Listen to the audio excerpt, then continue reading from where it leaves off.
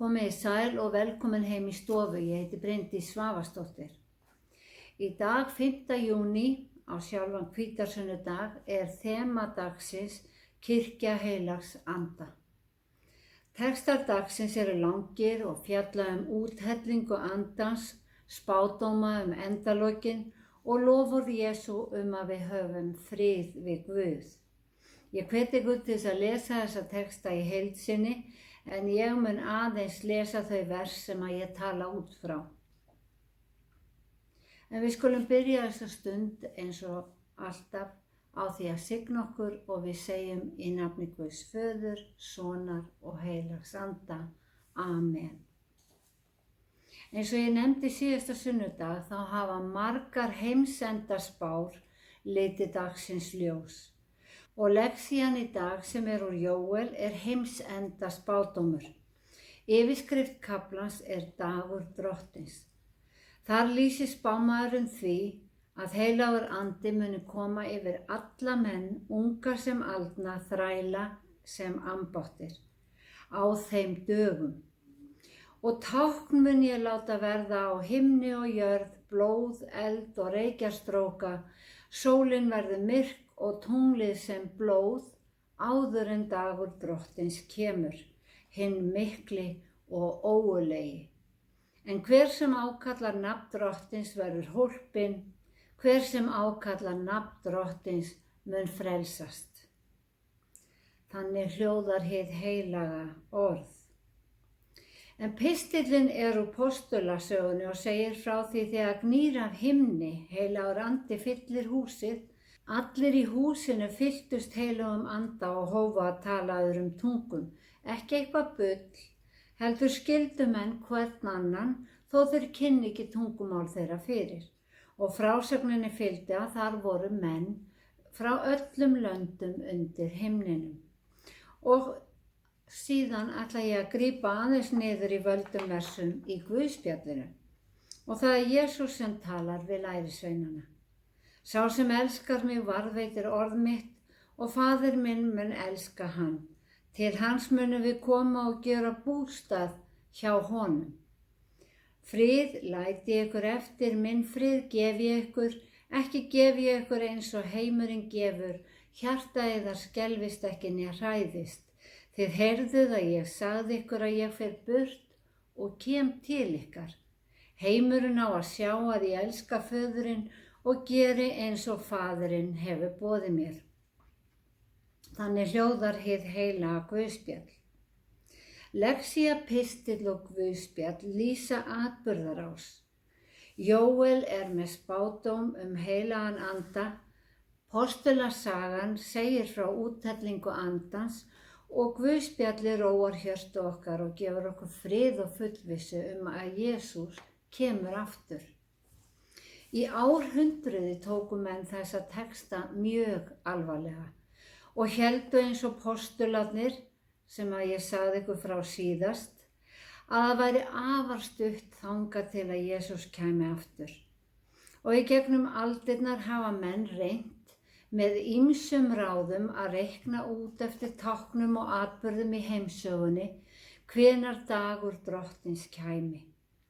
En það ljóst að tveir atburðir, þar að segja svipuð tákn, nefnd í Nýja testamentinu.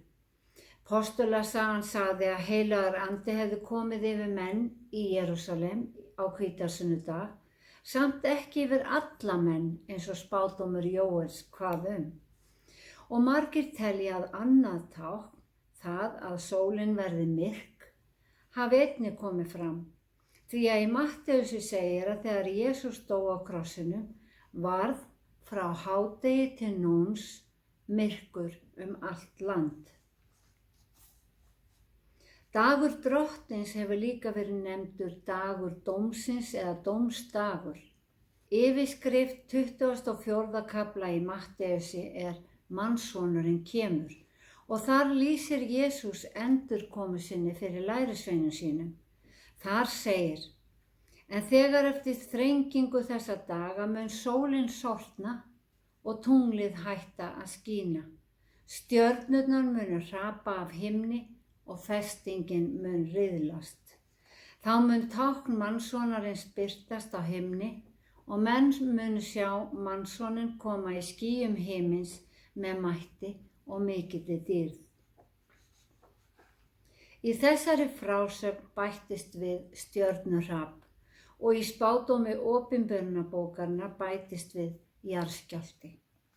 Þar segir: mikill jarðskjálfti varð og sólin varð svört sem hærusekkur og allt tunglið varð sem blóð og stjörnur himins hröpuðu niður á jörðina eins og þegar fíkjutré skekið í stormvindi fellir haustaldin sín. Þetta eru svo sannarlega hamfara lýsingar af mikilli stærðargráðu. En hafa einhverjir þessara spádóma ræst? Veraldarvefurinn er afar hjálplegur þegar að fletta þarf upp heimsviðburðum. Ógurlegur jarðskjálfti reið yfir Lissabon í Portúgal 1755 að morgni allra heilagrar messu. Skjálftinn var svo öflugur að hann fannst í Afríku, Ameríku, á Grænlandi, í stórum hluta Evrópu, meðal annars í Noregi. Líklega hefur hann fundist hér á landi þó það sé ekki tekið fram. Í hjarta upptaka skjálftans riðuðu fjöllin, tindar klofnuðu, eldvirkni hófst, drunur heyrðust neðanjarðar, stór hluti Lissabon hrundi og háar flóðbylgjur óðu á land.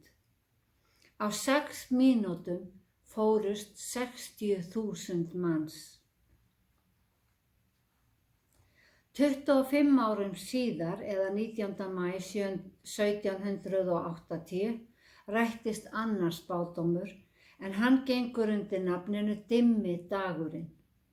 En þennan dag varð sólin svört án þess að það væri sólmyrkvi og nóttina eftir varð tunglið rautt eins og blóð.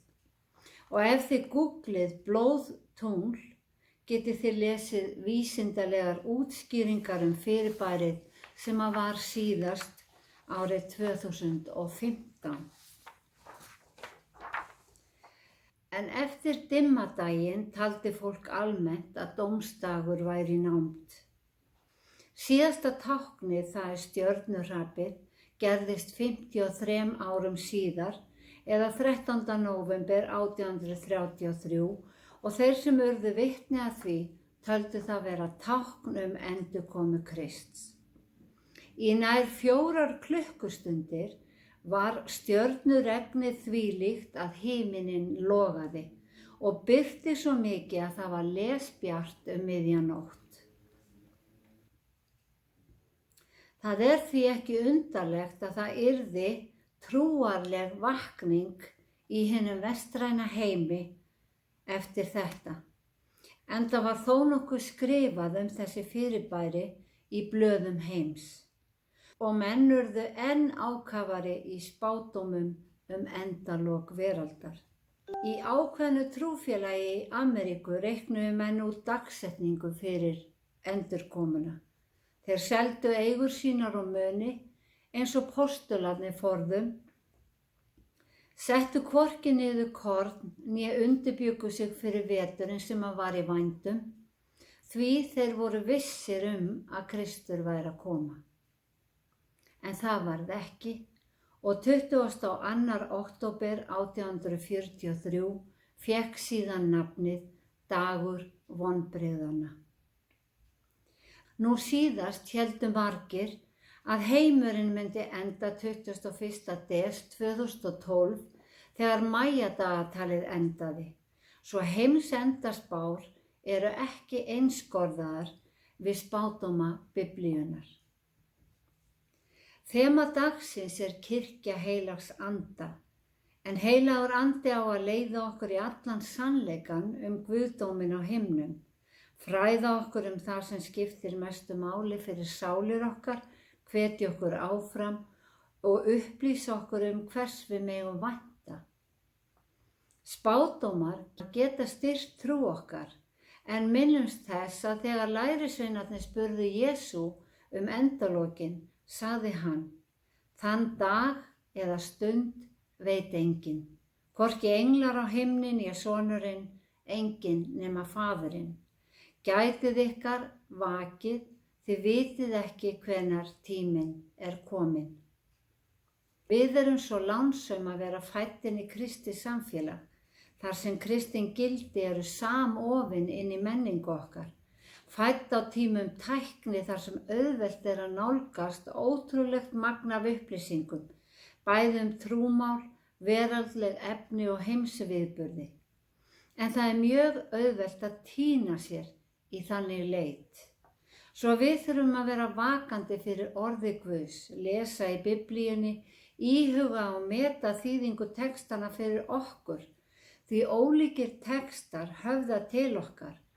Ólíkir textar veita okkur styrk, veita hugarró, fylla okkur sjálfstrausti, gefa okkur kraft og svo framvegis. Það er engin krafa frá Guði að við séum öll eins. Okkur leyfist að vera ólíkar persónur eins og lærisveinar Jesú voru ólíkir persónuleikar. Það eina sem við þurfum að eiga sameiginlegt er trúin á Jesú. Drottinn blessi þig og varðveiti þig. Drottinn láti sína ásjónu lýsa yfir þig og sé þér náðugur. Drottinn upplyfti sínu augliti yfir þig og gefi þér frið. Í Jesú nafni. Amen.